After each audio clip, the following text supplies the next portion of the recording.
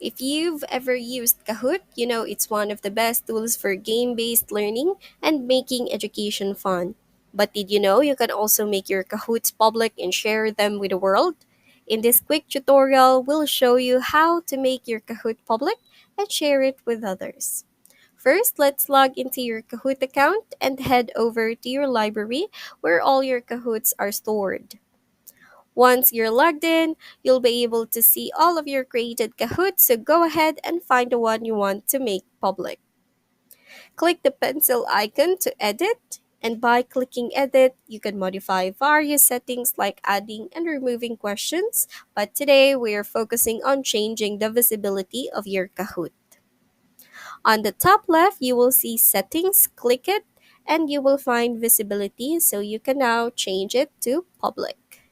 Click done. And once you've changed it to public, anyone with the link will be able to access and play your Kahoot. But don't forget to save it, and there you go. You can now share it to the world. To recap, here's how to make your Kahoot public. Go to your library and select Kahoot you want to make public. Click Edit, then head to Settings, change the visibility from private to public, and save. And now it's your turn. Go ahead and make your Kahoot public and share your awesome quizzes with others.